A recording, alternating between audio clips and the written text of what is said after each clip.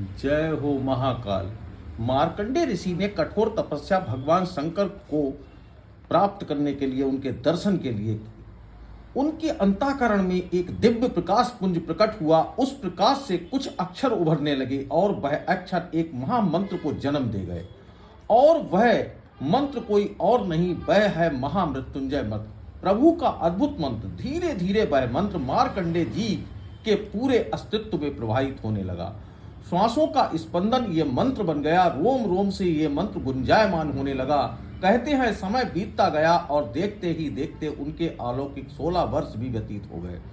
और आज जब 16 वर्ष व्यतीत हुए तो उनके प्राणों का हरण करने के लिए यमराज स्वयं पास लिए हुए मार्कंडेय जी के पास पहुंच गए। मार्कंडेय ऋषि तब ध्यान कर रहे थे। यमराज ने अट्टहास करते हुए कहा, बालक ये ध्यान का ढोंग क्यों कर रहा है? नेत्र खोलो, चलो प्राणों का हरण करने आया हूं। मार्कंडेय ऋषि ने नेत्र खोले, प्रणाम किया। यमराज क्षमा कीजिएगा, मैं ध्यान का ढोंग नहीं कर रहा, कोई पाखंड नहीं कर रहा हूं, मैं अपने महादेव का ध्यान कर रहा हूं।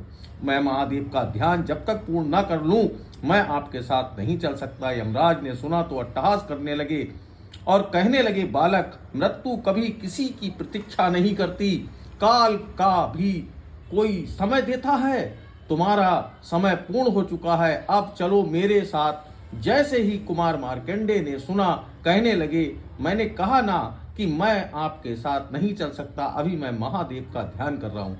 मार्कंडेय जी की बात सुनकर यमराज कहने लगे, बालक जानते हो मैं कौन हूँ? मैं काल हूँ, मैं काल हूँ। काल मेरे सामने बड़ों बड़ों के प्राण उनके देह को छोड़ देते हैं।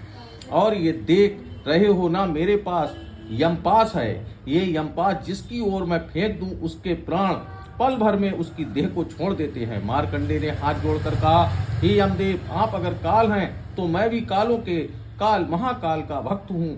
आज देखते हैं काल बड़ा या महाकाल। यमराज को लगा मेरी शक्ति को चुनौती दे रहा है बालक। उसी समय यमराज ने कहा, सावधान सावधान। इतना कहते ही यमराज ने अपना यमपाश मार्कंडेय जी की ओर फेंक दिया।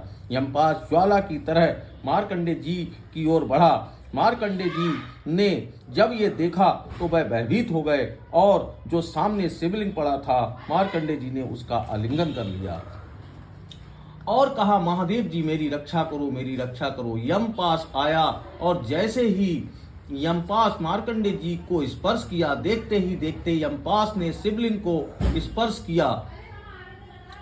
स्पर्श करते ही आसमान में काले काले बादल छा गए, बिजलियां कड़कने लग गईं और देखते ही देखते महादेव अपने विराट रूप में